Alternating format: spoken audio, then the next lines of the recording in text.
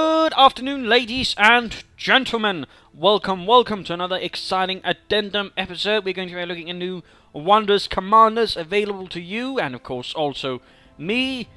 Of course, 8 new commanders, all spiffing, and of course half of them are 3. Yes indeed, ladies and gentlemen, 3.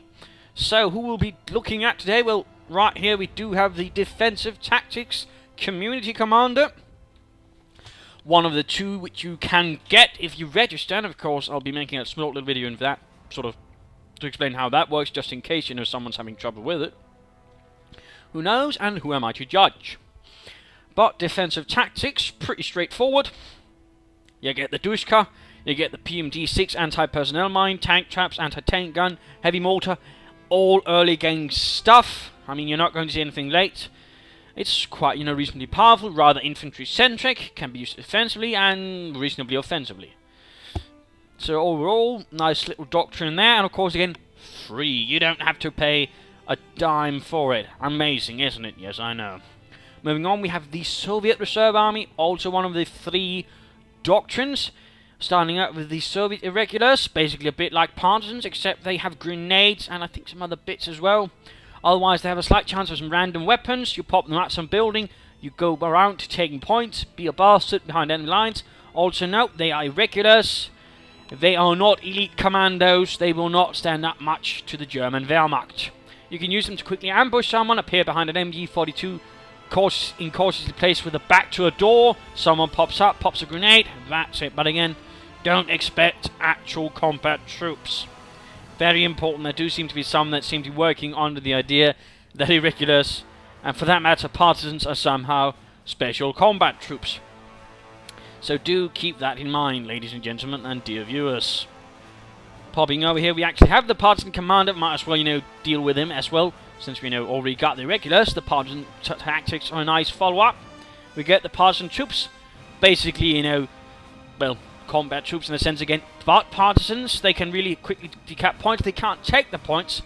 They got Molotovs, they can lay down mines. That's also great use for the partisans, basically laying down mines behind enemy lines without the bastard knowing it. They get either submachine guns, light machine guns, or rifles. Basically, that's sort of the general combination. So that's that. You get radio intercept, good for keeping track of the enemy. Oh, right, I forgot the rest of Soviet Reserve Army. You get conscript repair kit, conscript assault package, rapid conscription, and the heavy out. So overall, a nice infantry doctrine, which also boosts your conscripts. So keep that in mind. Back to this, yes, my pardons, I've moved ahead of myself too fast there. But radio intercept, always good for knowing your opponent. You get the partisan anti-tank hunters, or anti-tank partisans, whatever. Basically, either with a PTRS or a Panzerschreck. Again, it's random, and again, I mean, you shouldn't be expecting fully to just prepare and then be ready to take down a Tiger tank. Yeah, we do this for Russia, or someone else. But again, they can be quite handy though, again, to basically cause a bit of disruption. And again, I mean, in a fight, you know, suddenly appearing them behind, for example, a damaged vehicle that's trying to get away, partisans appear, you might even get lucky, Panzerschreck, fire, good night. Then you get Spy Network, which actually on the minimap shows all of the enemy's units for a nice set of time, also handy. And of course you get marked vehicles, so again, overall nice doctrine. And again, just like the defensive, very early. But again, I mean, don't expect the partisans to be combat troops. They can get an upgrade to have more health, but again, remember, this is very much the doctrine for you if you absolutely love harassing the living snot out of your opponent. The Soviet Reserve Army is that to a certain extent, but also you love infantry, but this one's really about harassment and pissing your opponent off. Very much so, no doubt about it. So that's one of the premium commanders. I'll repeat, premium, that is, you pay for them in your blood. No. And then we finally have here the Soviet Industry Tactics Commander. You start out with Soviet Industry, which basically removes about 60-65 of your manpower. On the other hand, you get 16 fuel, and also all buildings are built much faster. Also, I think the vehicles are as well. So basically, I mean, you really get a boost to production, though again at the cost of manpower, but you get fuel as well. So you're much harder to harass in terms of fuel, but again, infantry is going to be a lot trickier for you to maintain. Then you get the repair station. It costs munitions to set up, by the way, so it won't be affected by Soviet industry. It basically sets a repair station what you want to repair your tanks. You get vehicle crew repair training, you get the KV-8, and then you get the KV-2. Yes, indeed, ladies and gentlemen, the KV-2 is here, the Clement Voroshilov 2 heavy assault tank, 152mm gun. which can, by the way, be set up in a sort of mode to fire even farther and sort of firing over obstacles. The note, it has a minimum range, so if the bastards get close to it, it's useless. So keep that in mind, and also for German commanders, get close to it. Rush in and finish that thing. Sort of. So of course also to keep in mind, again, there's a lot about vehicles, lots about armor. If you love tanks, if you love hordes of tanks, if you're the man who just can't wait to unleash a red horde of T-34s, then this is a Doctrine for you. No doubt about it. If you're an infantry commander, of course, this is pretty much not the Doctrine for you. I repeat, not the Doctrine for you, and just in case you're worrying. So there we go. I mean, already here, 4 commanders. There's certainly quite a bit to go for, and certainly the Soviet free commanders do have a bit to offer. Exciting, isn't it? Now, popping over here to German commanders. We start out here. Well, let's actually pop up the free ones first. Then we can deal with the paid ones. But here we go. We have the defensive doctrine, trenches, tank traps. Note, by the way, they are Czech hedgehogs, not just bars of iron stuck into the ground, unlike the Russians. You get the hull down ability, you get the Pack 43, and you get the sector artillery. That's pretty much also the only other doctrine that currently has sector artillery. But overall, nicely defensive, nicely static. You can sort of sit down points. You get the Pack 43, you get trenches, you know, to dig in, and of course sector artillery. Very nice, but clearly much more defensive. Whereas, I mean, the Soviet defensive one is of course also a bit more aggressive. So of course that's slightly to keep in mind. And then of course you get the German mechanized doctrine. You get the mechanized grenadier group, smoke bombs, spotting scope, light artillery, and the command tank. Overall, nice doctrine there, can work quite nicely, even defensively to a certain extent, but also gives you spotting scopes. Again, one of the few doctrines that currently offers it. I would certainly suggest using it if you actually want to use spotting scopes.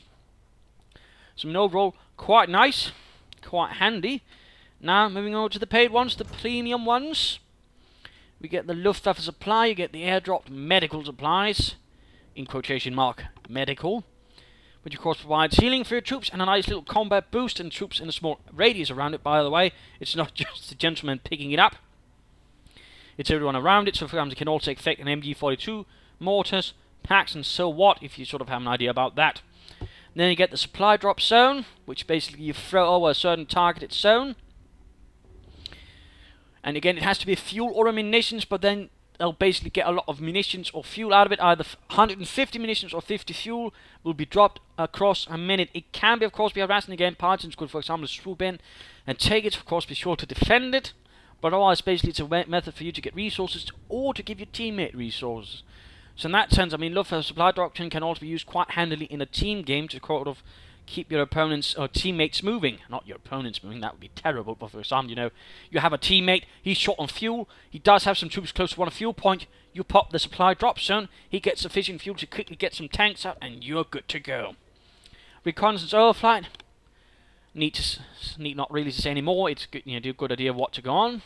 Incendio Bombing Run, a bit like the Soviet Incendio Strike, you say it sort of gets more of a line, so a bit, you know, farther away, not so much clustered around a point, can be used to quickly, you know, block up an entire path, for example, cover a point, or something else.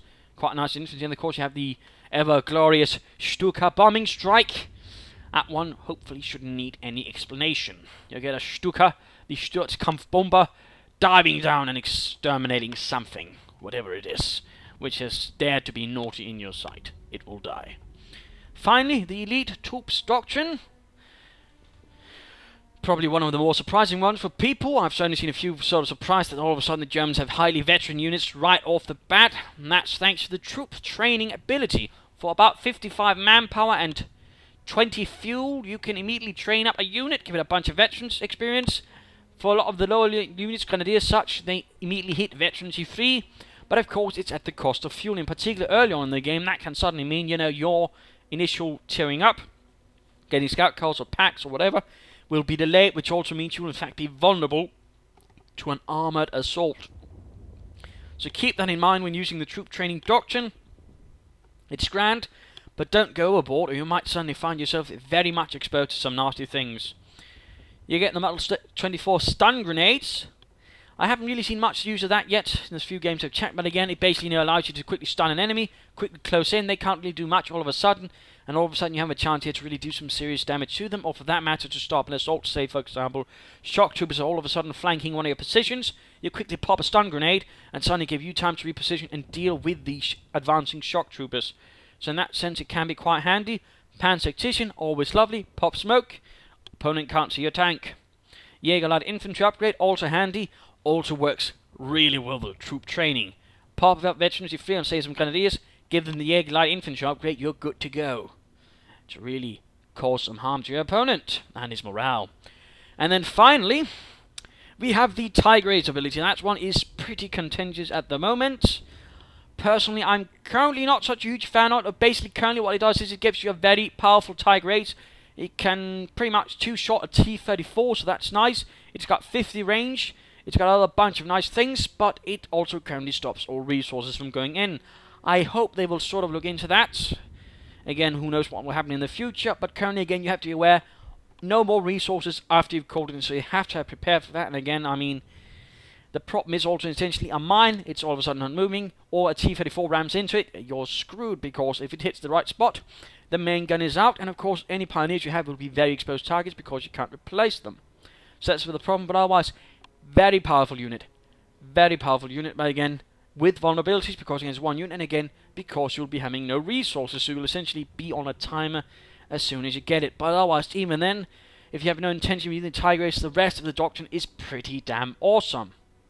I mean, this is a grand Doctrine. I mean, it could essentially be an infantry Doctrine, it could even be something towards armor.